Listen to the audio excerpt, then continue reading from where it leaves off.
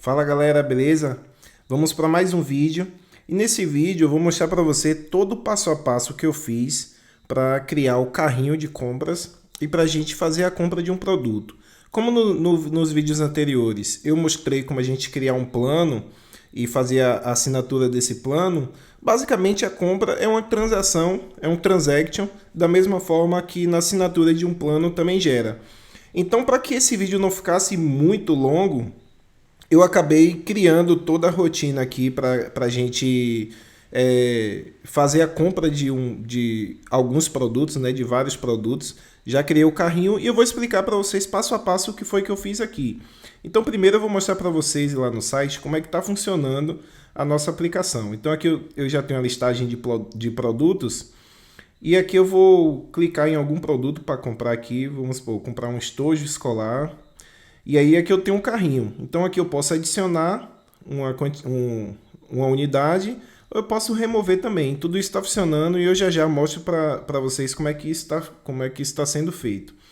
Eu posso excluir esse item e aí ele já mostra que o carrinho está vazio e se eu clicar em continuar comprando ele me retorna para home. Se eu clicar em comprar ele já adiciona um novo item. Aí eu posso adicionar, posso continuar comprando aqui e adicionar outros itens e assim sucessivamente. Então já está montando o carrinho aqui perfeitamente, já com todas as regrinhas aí que a gente precisa. E como é que eu faço agora para fazer a compra desse produto? Então eu vou lá em finalizar compra. Aí se eu não tiver logado, ele me redireciona para a tela de login. E aqui eu vou fazer um login com um usuário que eu já tenho aqui no banco de dados. E ele já vai me redirecionar para a tela do resumo do pedido para a gente finalizar a compra. Então aqui ele já mostra o resumo do pedido que a gente selecionou lá no carrinho, o total e aquela mesma tela que a gente criou para poder fazer a assinatura de um plano. Então se eu tiver algum cartão salvo, ele já vai mostrar aqui para mim, se não eu vou ter que passar aqui os dados do cartão ou então se eu quiser pagar via boleto. Então, se eu quiser pagar via boleto, eu vou fazer da seguinte forma. Aqui eu vou gerar boleto, clicar em gerar boleto. E aí o pedido foi de R$ 297. Ele já gerou para a gente aqui o pedido, com a mensagem de que está aguardando o pagamento do boleto. O boleto já está aqui também, com o status de aguardando o pagamento. E a gente pode ver o boleto aqui, para que a gente possa imprimir e fazer toda a transação. Da mesma forma, se eu voltar lá na home, escolher outros produtos, vou adicionar aqui 3 unidades desse produto, vou finalizar minha compra. Como eu já estou logado, ele me redireciona direto para o carrinho, para o resumo do pedido. E aí agora eu vou fazer o pagamento com cartão de crédito. Então eu estou aqui com o gerador de números de cartão, vou copiar aqui o número que eu gerei, vou colar. O nome eu posso colocar qualquer nome aqui, então vou botar Antônio Silva. A data de validade aqui é 02 e o ano é 2022 e o código de segurança é 351. Então aqui eu vou colocar 02, o ano é 2022 e o código é 351. Se eu clicar aqui em efetuar pagamento, ele já está carregando para a gente.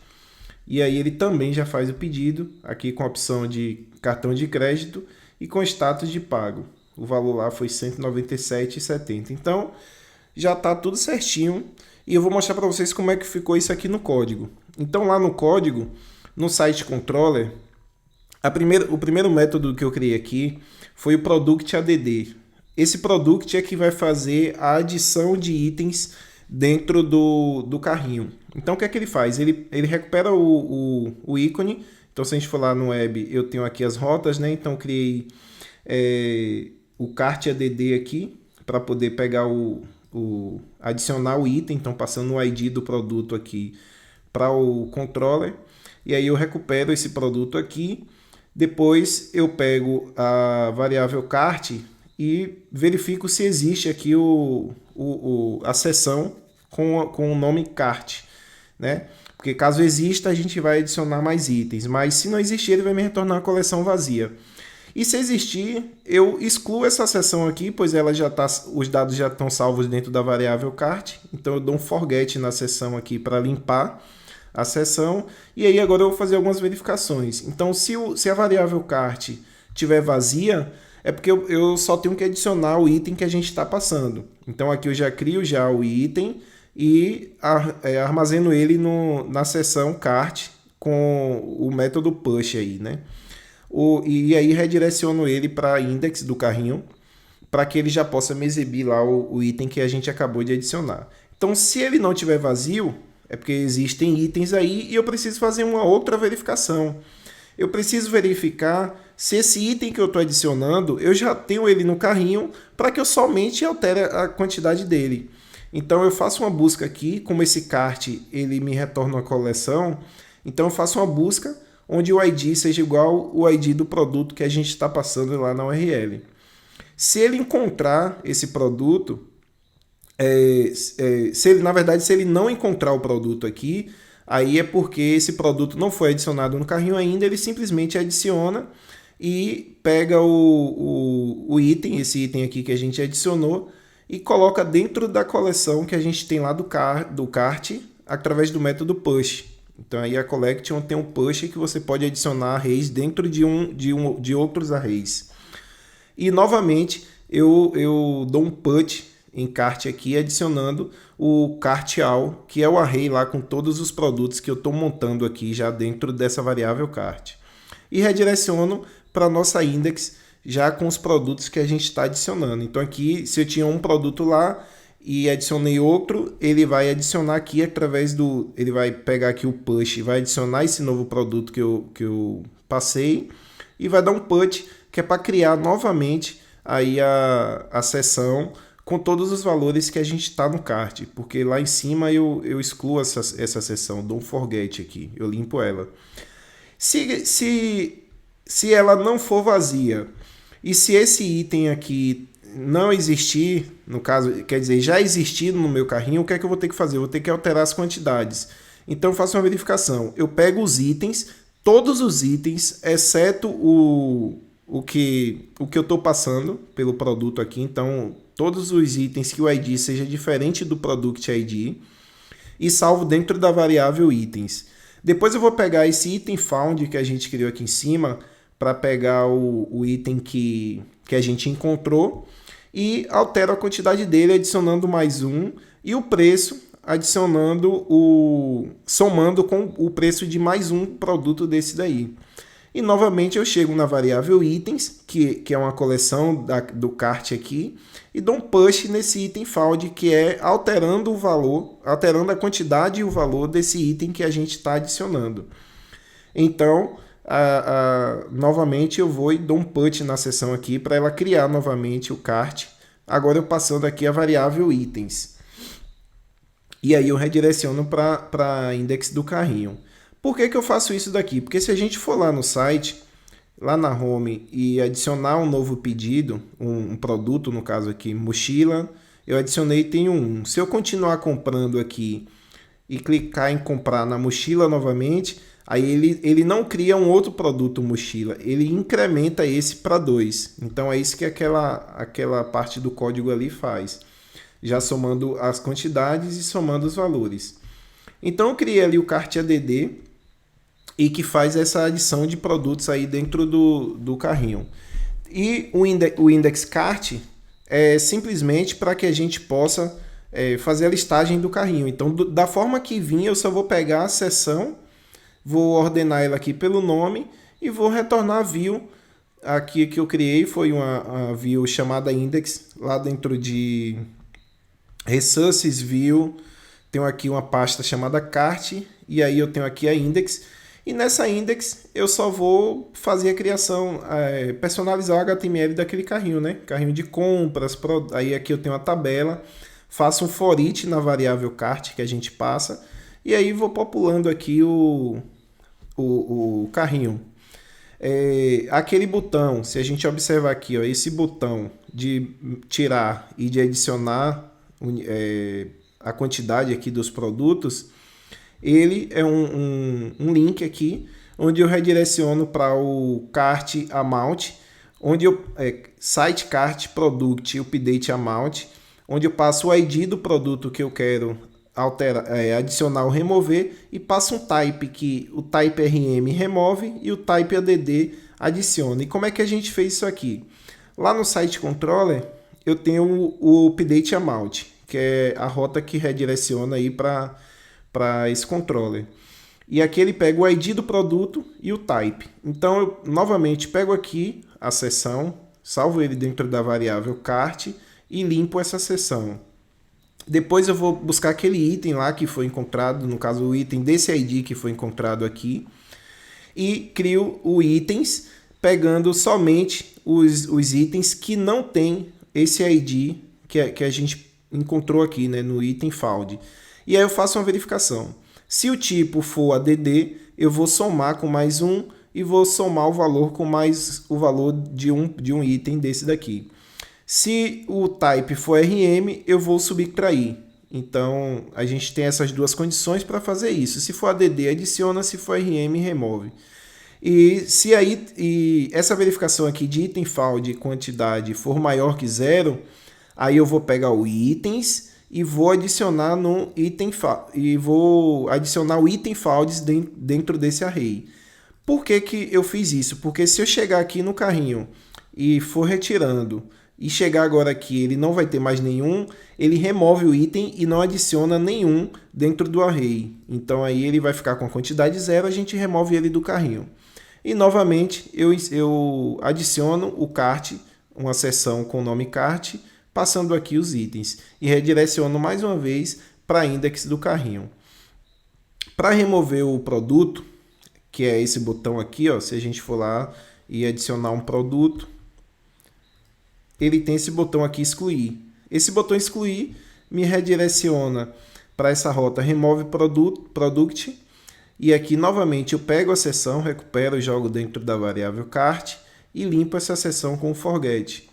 Depois eu pego esses itens, que é justamente todos os itens, exceto o ID que eu quero remover, e adiciono eles novamente na seção. Como esse ID aqui eu quero remover mesmo, eu não preciso mais fazer nada. Só redirecionar ele aí para a index do carrinho.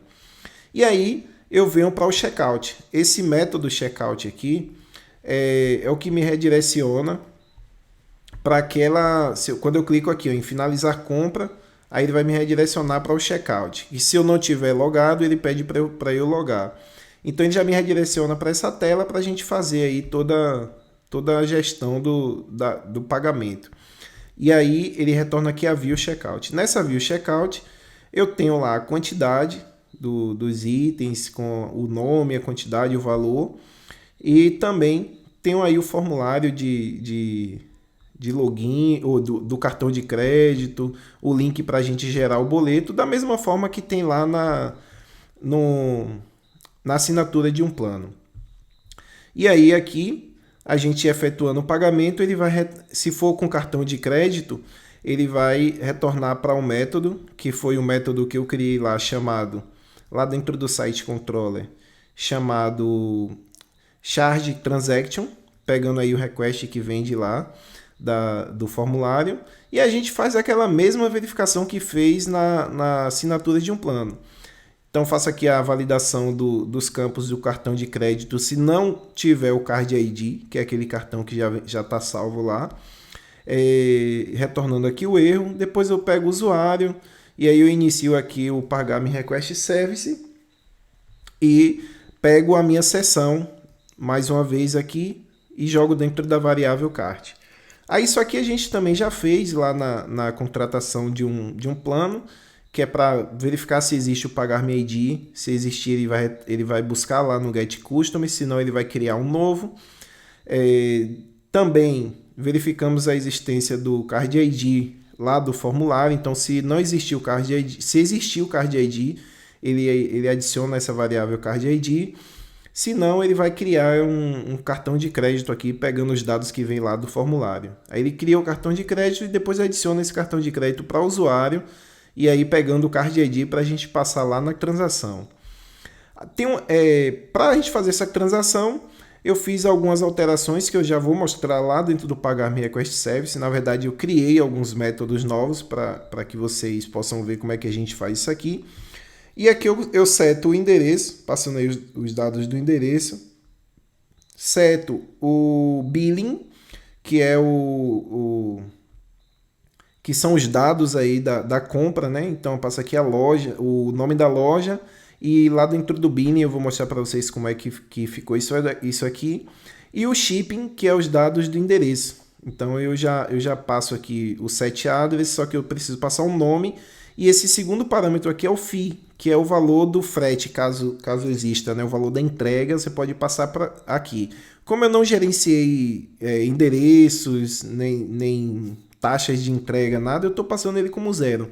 Mas você pode já no formulário fazer toda a integração aí com o CEP para pegar o valor do frete e adicionar ele aqui nessa posição. Fazendo isso, eu vou fazer um for each lá no cart, são os itens que estão na nossa seção, e vou adicionar esses itens chamando o método add_item. E aí aqui eu pego o amount, que é o valor do pedido, removo todos os pontos, vírgulas que tiver, aí chamando ele, eu passo aqui o number format para que ele não tire os zeros à direita, no caso, né? Então, aí eu passo o number format, pegando aí 2 casas decimais, e eu removo toda a vírgula e ponto dele. O customer, eu passei o customer birthday aqui, porque para a gente fazer a transação o transaction lá direto para comprar um produto, ele exige esse campo aqui como obrigatório. Então eu passo ele para dentro do customer que a gente pega lá em cima aqui. Ele não vem, que eu acabei não adicionando nesse create customer. Então eu passo ele aqui manualmente e pegando essa função aqui, que é o convert string to date, ela vai converter aí a data que vem já formatada para a gente, ela vai converter na data onde tem ano, mês e dia.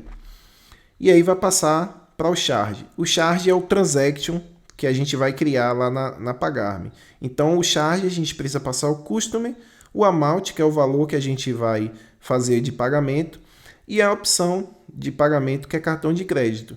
E a última opção, Card ID. Basicamente da mesma forma que a gente faz com a contratação de um plano.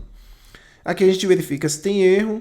Se não tiver erro aqui, ele vai pegar o transaction usando aquele método manager transaction que a gente criou, que está lá embaixo, para poder salvar no banco de dados. E aí vai criar esse transaction no banco de dados para que a gente possa listar para o usuário. Feito tudo isso, deu certo, a gente limpa o carrinho, aqui limpando a seção com o forget, e redireciona para aquela tela de transações lá, onde o usuário consegue visualizar todas as transações dele com a mensagem de sucesso.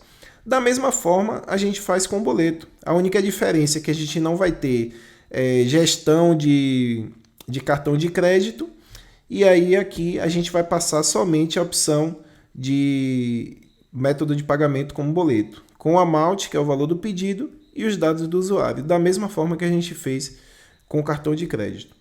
E aí aqui embaixo a gente limpa a seção e retorna para a tela de Transactions com a mensagem de que o pedido foi efetuado e está aguardando o pagamento do boleto. Então foi isso que eu fiz aqui na Controller, e agora eu vou abrir lá o Pagar Me Request Service para vocês verem o que foi que a gente fez. Eu criei aqui agora 4 atributos, que foi o address, o billing, o shipping e o itens. E se a gente abrir agora a documentação da Pagar.me para criar uma transação, observe aqui que ele pede o billing. O billing a gente tem que passar o name e o objeto address. O shipping a gente tem que passar o name, o fee, que é a taxa de entrega. E esses 2 campos aqui, que é o delivery date e o expedited, que está como true aqui, quer dizer a data de entrega. Se você quiser, você pode informar também. E a data, e aqui é para dizer se o pedido já foi expedido, se já foi enviado. Então você passa true ou false. Também não é obrigatório, então eu acabei não usando esse campo aqui. E também tem que ser passado o objeto address. Aqui dentro do itens, a gente tem que passar um array com todos os itens que a gente tem lá no nosso carrinho e que eu usei aquele método add item. Então lá no nosso pagar-me request service aqui, eu criei esses 3 atributos e eu fiz a seguinte implementação aqui. Eu tenho um set address que vai setar aí o endereço, pegando a rua, o número, o CEP, o país. Ele vai montar esse array aqui e vai retornar, no caso aqui, esse atributo, e eu vou adicionar dentro desse atributo disaddress todos esses dados aqui, para que a gente possa usar ele em uma transação, por exemplo. Com o billing, eu faço o seguinte, eu só pego o name aqui no atributo. Então eu digo que que o atributo billing ele vai ser igual ao name e o objeto address que vai ser igual ao disaddress, que foi justamente o que a gente criou aqui em cima. Então ele já vai montar em um objeto com o name e o address passando aqui todos os dados da forma que a documentação da Pagar me recomenda. Com o set shipping eu fiz a mesma coisa. Eu pego o name e o fee, que é a taxa de entrega, passando aqui também o objeto address da mesma forma. No add item, aí eu pego aqui o ID, o title, que é o nome do produto, o preço unitário, a quantidade e tangible eu já deixei aqui default como true, que quer dizer para produto físico, que ele é tangível. Então eu já marco como true, porque no meu caso aqui desse e-commerce seria produtos tangíveis, então eu já deixo ele como true. Caso não seja, é só passar o false lá na hora de adicionar o item. Aí eu tenho que passar aqui o ID como string, então eu já coloco aqui o tipo desse dado para que ele não dê nenhum erro. O title, que é o nome do produto, unit price, quantity. E aí eu salvo aqui o disItens como array. Então, cada vez que eu adicionar um item, ele vai estar adicionando em uma posição de um array. Ele vai me retornar um array de itens dentro desse disItens aqui. E por último, eu tenho o método charge, que é justamente o método onde cria a transação. Então aqui o customer, que é um array com os dados do usuário, o amount, que é o valor, o payment method, que é o método de pagamento, e o card ID como nulo, porque caso for boleto bancário, a gente não precisa passar o card ID. E aí eu vou montar esse charge aqui, eu criei uma variável data, criei todo o objeto do customer da forma que a documentação lá pede. Então não passei diretamente o customer, justamente porque tem o birthday, seguindo aí a lógica lá da documentação da Pagar.me. Passei aqui o amount, que o amount eu fiz a soma da taxa de entrega mais o valor do pedido, o payment method, o card ID, e aí o billing, o ship e o itens, eu já aceitei lá em cima, eu só faço passar ele aqui, o disbilling, disshipping e disitens. Dessa forma aqui a gente já tem os 3 objetos da forma que a documentação precisa. E aí sim eu faço a requisição para a API, chamando aqui o post transactions, passando esse data aqui, todos esses dados aqui para dentro desse método. E dessa forma a gente consegue fazer uma compra de um produto dentro de um site.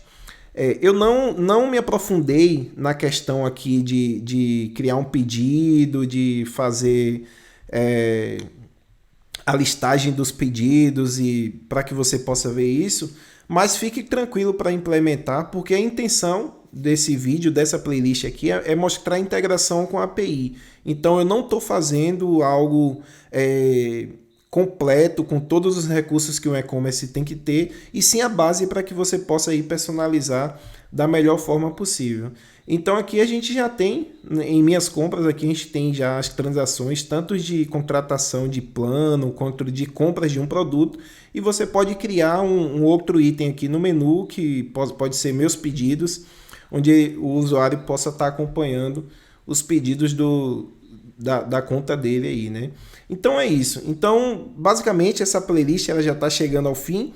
Depois eu vou subir essa aplicação para que a gente possa mostrar aí, finalizar ela e mostrar como é que funciona agora os callbacks, que são as respostas de retorno lá da API, para quando por exemplo, um boleto for pago. Porque se a gente abrir aqui se a gente abrir lá dashboard e for lá em transações, essas transações que eu fiz agora aqui, ela já vai estar constando. Então, por exemplo, aqui, essa transação que foi com cartão, ela já foi paga, mas essa que foi com boleto, ela ainda não foi paga. E aí, ela está abrindo aqui para a gente. Quando essa transação for paga, a API vai mandar uma requisição para um URL que a gente vai definir, e aí ela vai dizer que isso foi pago no dia tal, o cliente pagou tanto, enfim, você vai ter todas essas informações. Então tá aí, o boleto já está aberto, observe que está aguardando o pagamento, e aqui eu posso simular pagamento. Então se eu clicar aqui em simular pagamento, ele vai simular um pagamento e ele já vai dizer que esse boleto foi pago. Eu tenho outro boleto aqui, só para que fique claro o que eu estou explicando. Se eu pegar aqui esse boleto e for em simular pagamento, olha a mensagem que ele informa aqui. Ao simular um pagamento de um boleto, todas as ações subsequentes serão realizadas como notificação de postback. Eu falei callback, mas é postback, que é essa informação justamente que ele manda lá para a nossa aplicação para que a gente atualize. Beleza? Então, a gente se vê no próximo vídeo aí.